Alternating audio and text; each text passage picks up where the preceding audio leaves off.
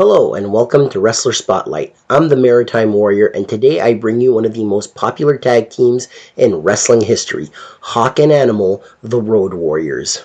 The Road Warriors were trained by Eddie Sharkey along with a host of others like Barry Darsow and Rick Rude. The first of the two Road Warriors to make his debut was Road Warrior Hawk, Mike Hegstrand. Hawk would make his debut in Vancouver All-Star Wrestling under the name Crusher Haig.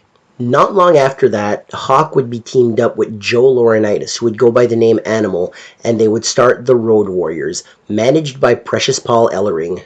The Road Warriors would make their debut for Georgia Championship Wrestling as the National Tag Team Champions. They never beat anybody for the belts, but the fans were told that they had won the vacant titles. Their first reign as the National Tag Team Champions, they held the titles for 169 days, and they would hold these titles two more times, for 99 days and 45 days, before they would go over to the AWA. In 1984, the Road Warriors would win their first world title, winning the AWA World Tag Team titles from Baron von Raschke and the Crusher. I don't know why, but this is the title that I remember the Road Warriors for. Even more than their NWA World Tag Team titles and even more than their WWF World Tag Team titles, I remember the Road Warriors as AWA World Tag Team Champions. As the AWA World Tag Team Champions, they would defend the titles against such tag teams as the Fabulous Ones, Kurt Hennig and Larry Hennig, the Russians, and the Fabulous Freebirds. Their match with the Freebirds at Super Clash 85 Night of Champions is a match that I really enjoyed as a kid. When the Road Warriors won the AWA tag belts, the tag belts they were holding were the old AWA tag belts that the East-West Connections, the High Flyers, had all held. But during the Road Warriors' reign, they would be presented with brand new AWA World Tag Team titles. That's the picture you see on the screen right there. Those brand new belts, the Road Warriors were the first to hold them. The Road Warriors would also defend the AWA World Tag Team titles in Quebec for international wrestling, defending the titles in Quebec versus Dino Bravo and Rick Martel, and also defending against King Tonga and the Tonga Kid. They would hold the AWA World Tag Team titles in even 400 days before losing the titles to Jimmy Garvin and Steve Regal. Now, Steve Regal, not to be confused with William Regal, this is a junior heavyweight or a light heavyweight competitor from the NWA and the AWA. The Road Warriors would then join Jim Crockett Promotions and continue their feud with the Russians, Ivan and Nikita Koloff, and Crusher Khrushchev. They would also feud with the Midnight Express while in Jim Crockett Promotions. That's Jim Cornette's team of beautiful Bobby Eaton and Loverboy Dennis Condrey. On TV, the Midnight Express and Jim Cornette would put a beating on the Road Warriors and Paul Ellering. This would all lead to a scaffold match. This match would happen at Starrcade 1986. Now, what is a scaffold match? A scaffold match is this huge scaffold that stands like 20 feet above the ring, and to win the match, you have to throw your opponent off the scaffold. The Road Warriors would get the win on this night, but at the end of the match, they would chase Jim Cornette up the scaffold. Jim Cornette would take the bump off the scaffold, and he would blow out his knee for real. During this time period, the Road Warriors would also win the NWA World Six-Man Tag Team titles with Dusty Rhodes 2 times. Also during this time period, the Road Warriors would be working for All Japan Pro Wrestling and would win the International Tag Team titles, beating Jumbo Tsuruta and Genichiro Tenryu for these belts. They would defend these titles 4 times before losing the titles to Jumbo Tsuruta and Yoshiaki Yatsu. In 1988, the Road Warriors would finally win another set of World Tag Team titles, winning the NWA World Tag Team titles. Winning the titles from old rivals the Midnight Express, but this time no Dennis Condrey, it is Stan Lane and beautiful Bobby Eaton. They would defend the NWA World Tag Team titles versus such teams as the Midnight Express, Lex Luger and Sting, and Dusty Rhodes and Sting. The Road Warriors would even turn heel for a little while, feuding with Dusty Rhodes there, even taking the spikes from their shoulder pads to take out Dusty's eye. They would hold the NWA World Tag Team titles for 155 days, losing the titles to the Varsity Club. That's Mike Rotunda and Steve Williams. In 1990, they would wrap up a feud with the Skyscrapers before leaving the NWA for the WWF. A few changes would come with their switch to WWF. Number 1, they were no longer going to be the Road Warriors. They would go by the Legion of Doom.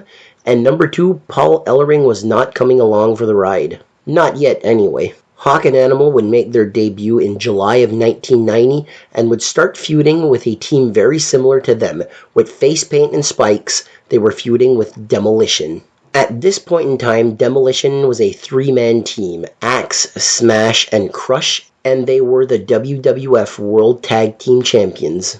Demolition were set to defend the WWF World Tag Team titles at SummerSlam versus the Hart Foundation. The Legion of Doom would interfere in the match and help the Hart Foundation even up the odds with Demolition and help the Hart Foundation win the WWF World Tag Team titles.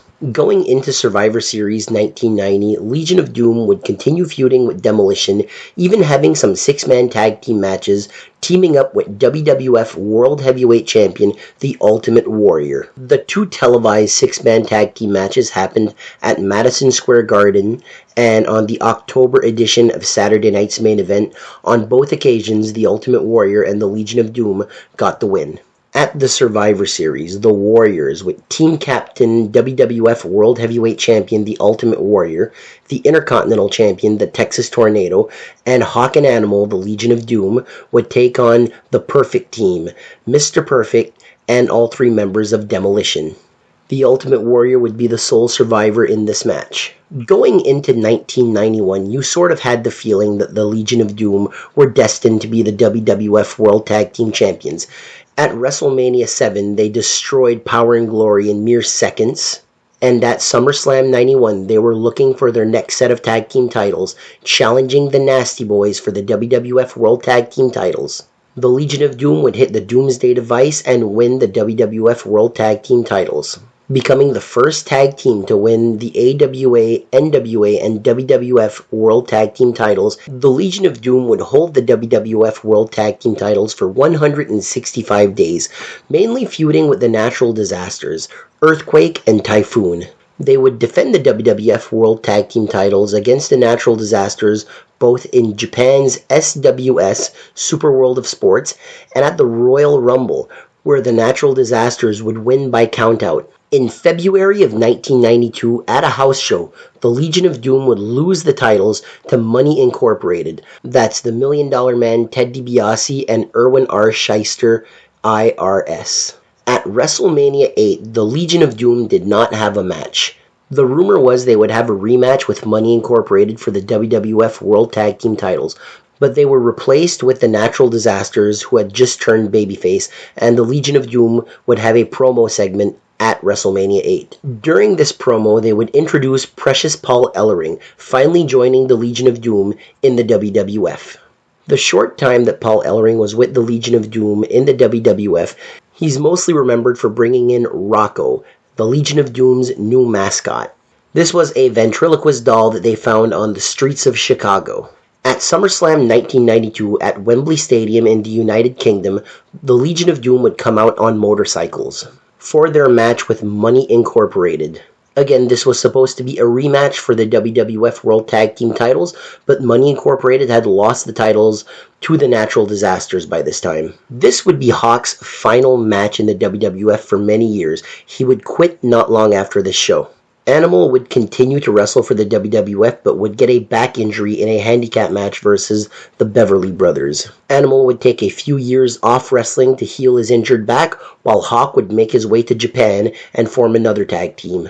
Hawk would go to New Japan Pro Wrestling and form a tag team with Kensuke Sasaki.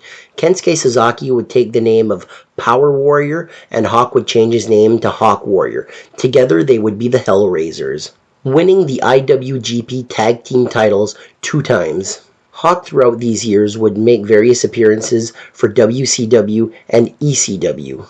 In 1996, the Road Warriors would finally reunite in WCW. They would feud with Lex Luger and Sting and also Harlem Heat before leaving in 1997 to join the WWF. Hawk and Animal would finally win back the WWF World Tag Team titles in October of 1997, defeating the Godwins for the belts. They would only hold the titles for 48 days, as they would drop the titles in November to the New Age Outlaws. That's the Road Dogg Jesse James and Badass Billy Gunn.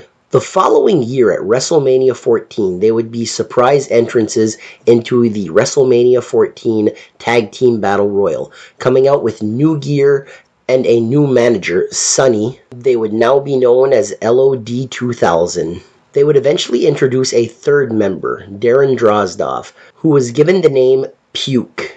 During this time, they would start a storyline focusing on Hawk's personal demons. Having Hawk come out to the ring looking like he was drunk, Animal would team mostly with Puke during this time, and this would make Hawk climb the Titantron, threatening to jump. Puke, or Droz as I'm going to start calling him now, would climb the Titantron trying to get Hawk down. But it would look like Droz would push Hawk off the Titantron, and you'd see the silhouette fall. Kind of a tasteless angle, if you ask me.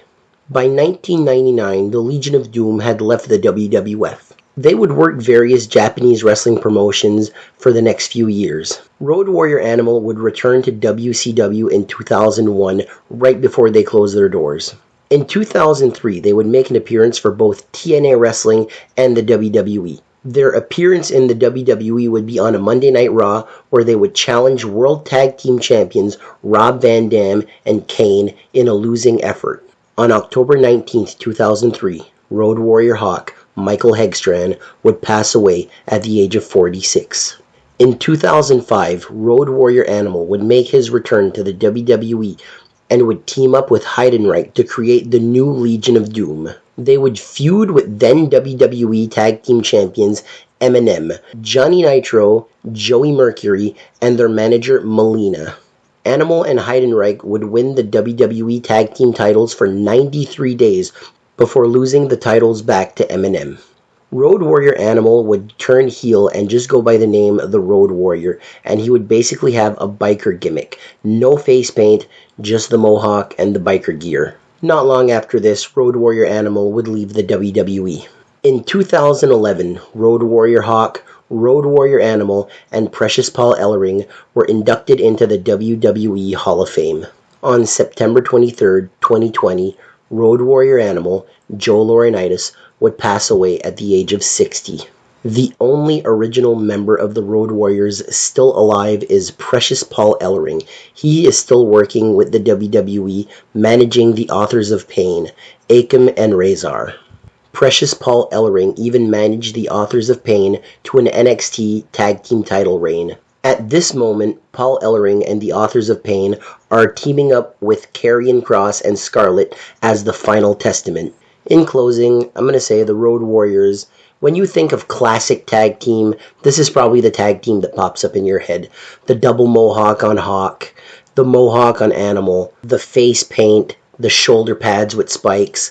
They are very legendary. One of the very best tag teams ever that will never be forgotten. WWF World Tag Team Champions twice, NWA World Tag Team Champions, AWA World Tag Team Champions, National Tag Team Champions 3 times in Georgia Championship Wrestling, champions in Japan, the NWA International Tag Team titles, 2 NWA World 6-Man Tag Team titles, even the I-Generation Tag Team titles didn't last very long, but the Road Warriors held these belts. If I would have to pick a few Road Warrior Tag Team matches that stick out in my mind as my favorites, the Scaffold match versus the Midnight Express, that's a legendary one. Such a dangerous match, and they made it interesting. And the other one, winning the WWF World Tag Team titles versus the Nasty Boys at SummerSlam 1991. This was the last set of World Tag Team titles that they needed from the big three at the time. AWA, NWA, and the WWF. And with that, that'll be the end of this episode. Keep an eye on the channel for a new series that I'm looking to release pretty soon. I also started doing shorts. My shorts are basically top 10s, and the top 10s are basically going to be one a day. Now, the shorts won't be coming out every single day, but when I am doing shorts, it lasts 10 days. Already on the channel is my top 10 WrestleMania matches, so go check those out and give me your opinions on your favorite matches. So, thank you very much for listening, and have a great day.